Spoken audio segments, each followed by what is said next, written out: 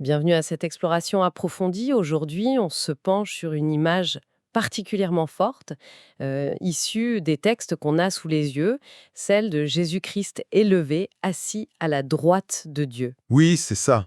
C'est une affirmation, on peut dire, centrale, qu'on trouve par exemple dans le psaume 110 ou la lettre aux Hébreux, et ça va un peu guider notre discussion. Exactement. On va essayer de décortiquer ce que les sources, et on a là un ensemble de passages bibliques, des psaumes à l'Apocalypse, et puis aussi des commentaires théologiques qui les accompagnent, ce que tout ça nous dit sur cette ascension et la souveraineté qui en découle pour Jésus-Christ. L'objectif donc, c'est de distiller l'essentiel.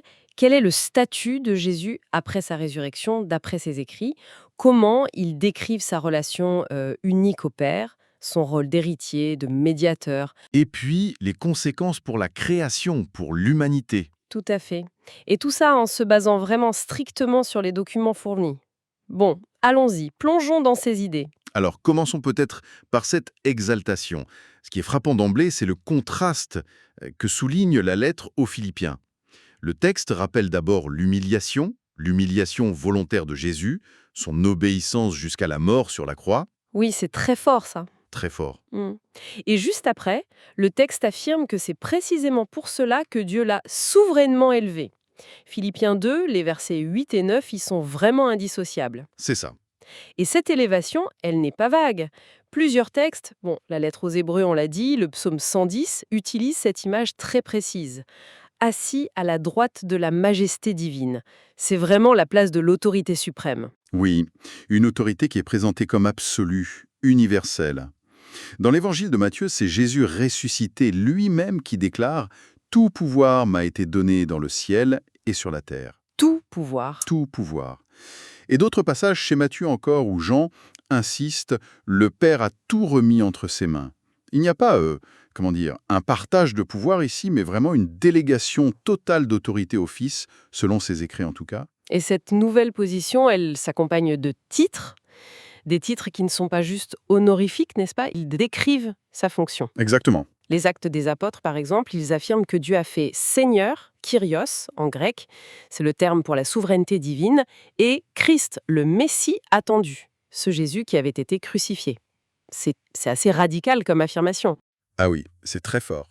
Et un autre passage des Actes ajoute les titres de prince ou chef de file, archégos, et sauveur, sauter.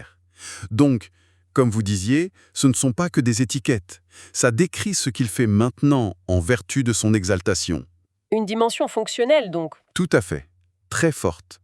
Et Philippiens va jusqu'à dire qu'il a reçu le nom qui est au-dessus de tout nom. Ça signifie une prééminence absolue. Et puis, il y a un autre concept clé qui émerge, c'est celui d'héritier. Ah oui, l'héritier.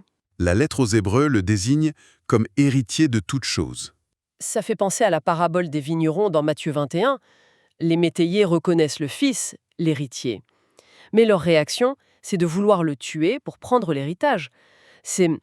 Cette parabole, quand on la lit avec ses autres textes, elle prend une résonance particulière sur la reconnaissance ou le rejet de ce statut, non? Exactement. Et cette seigneurie, elle n'est pas juste limitée à la sphère humaine, terrestre. Les textes insistent vraiment sur sa portée cosmique. Philippiens 2 décrit une reconnaissance universelle.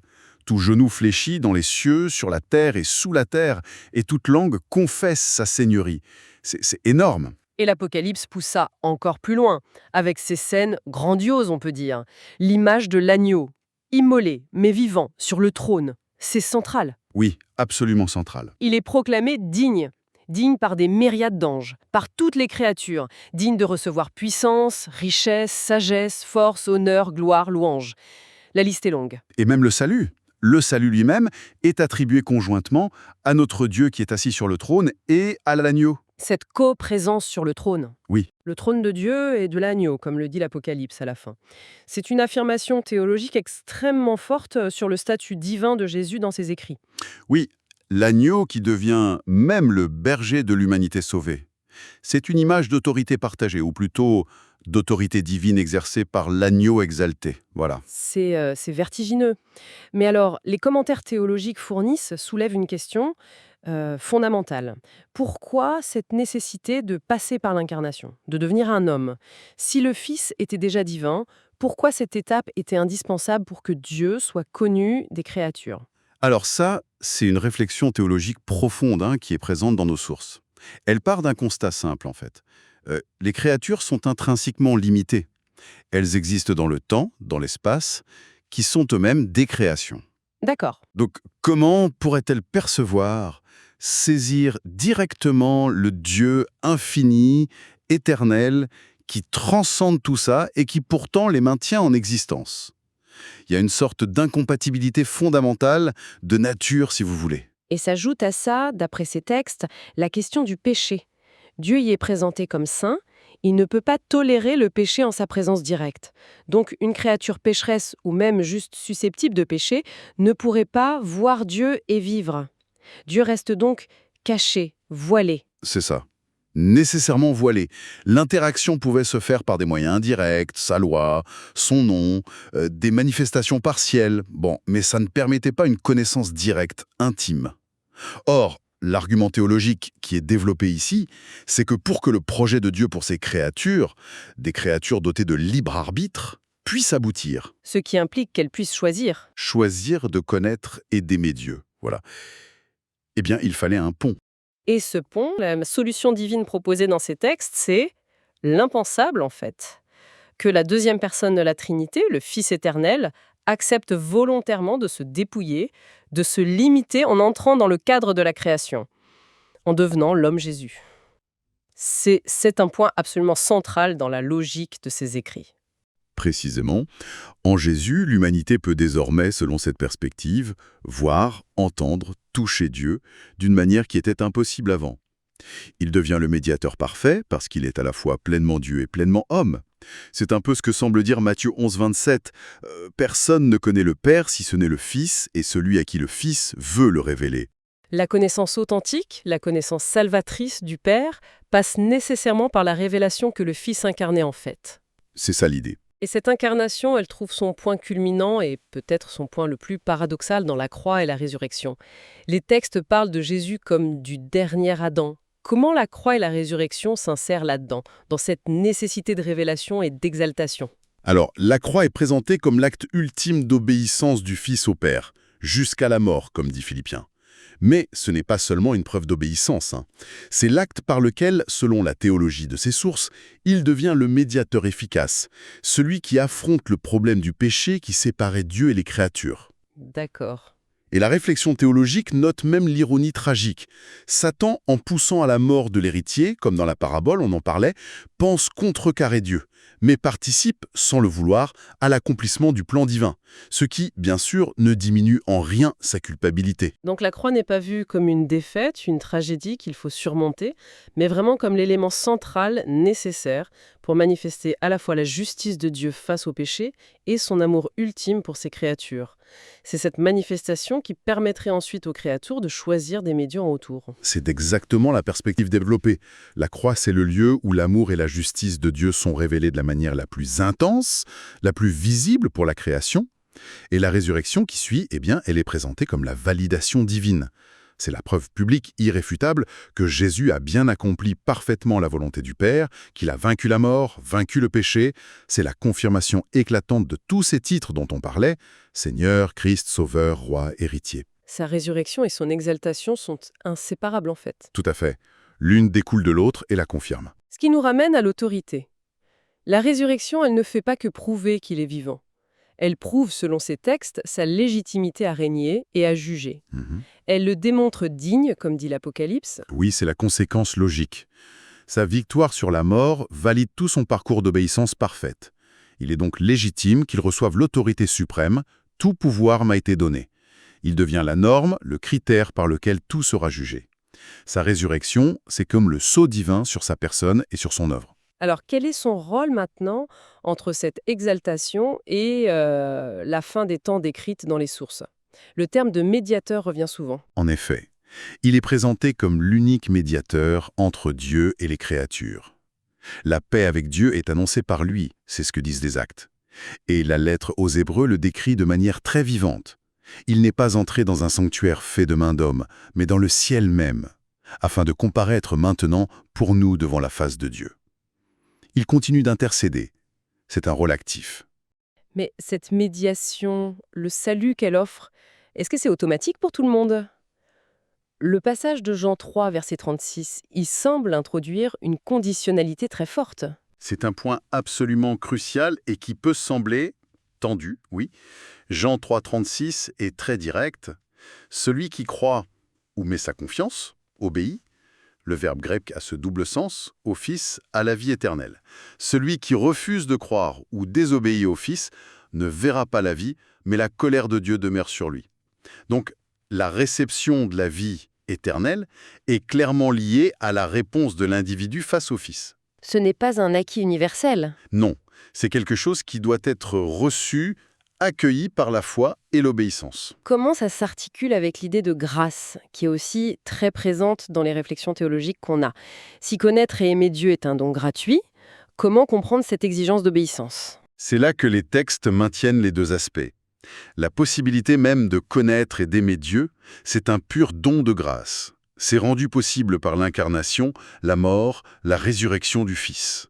Personne ne pourrait y prétendre par ses propres mérites. D'accord? Cependant, le libre arbitre, qui est au cœur du projet divin selon ses sources, est respecté. Dieu offre, mais il ne force pas. L'acceptation de ce don implique une réponse de foi, d'humilité et une volonté d'obéir aux commandements révélés par le Fils. Matthieu 11, qu'on a déjà cité, suggère que le Père révèle ces choses aux petits, aux humiles, pas aux sages et intelligents selon le monde. Il y a donc une sorte de synergie. La grâce rend possible, mais le choix individuel d'accepter et d'obéir est nécessaire pour que cette grâce soit effective pour la personne. Ceux qui choisissent de s'accrocher au péché, ou à leur propre volonté finalement, ils ne reconnaîtront pas ou rejetteront cette révélation. C'est bien la tension qui est décrite, oui. La grâce précède et permet, mais la réponse humaine conditionne le résultat final pour l'individu. C'est cet équilibre délicat entre la souveraineté de Dieu et la responsabilité humaine. Et les sources vont encore plus loin. Elles esquissent un plan divin plus large qui doit encore se dérouler. Il est question d'un nombre défini de témoins martyrs, les prémices. C'est quoi cette idée? Oui, les commentaires théologiques développent cette notion des prémices, littéralement les premiers fruits. L'idée, c'est qu'un nombre déterminé de croyants doit, par leur fidélité jusqu'au martyr, démontrer publiquement que les commandements de Dieu ne sont pas impossibles à suivre, même dans un monde hostile. Une sorte de preuve par l'exemple, à l'échelle cosmique. En quelque sorte, oui. Leur sacrifice serait une réfutation vivante des accusations de Satan qui, selon d'autres textes bibliques, accuse Dieu d'être injuste et ses lois impraticables. Et que se passe-t-il une fois que ce quota, si on peut dire, de témoins est atteint, d'après ces écrits? Alors, la séquence décrite ensuite est apocalyptique, clairement. Jésus reviendrait d'abord dans les airs pour rassembler ses témoins fidèles qui seraient ressuscités ou transformés. Ensuite, il y aurait une période de jugement sur terre, les 7 fléaux de l'Apocalypse, puis un retour final de Jésus sur terre avec ses armées célestes pour la confrontation décisive avec les forces du mal menées par Satan qui aboutit à leur défaite. Et tout ça mène à l'objectif ultime. L'objectif ultime, l'instauration de nouveaux cieux et d'une nouvelle terre. Un état où la malédiction liée au péché n'existera plus. Le trône de Dieu et de l'agneau y sera central, la communion avec Dieu sera directe, sans entrave, et, point très important, le péché et même la possibilité de pécher seront définitivement éliminés. Pour tout le monde. Humains, anges. Oui, pour les humains sauvés, mais aussi pour les anges restés fidèles. Leur libre arbitre aura atteint sa pleine maturité dans l'amour de Dieu et du prochain. Seuls ceux qui auront choisi cet amour y auront part éternellement. Et le jugement final dans tout ça? Jésus, en tant que Seigneur et juge exalté, il y joue le rôle principal? Absolument.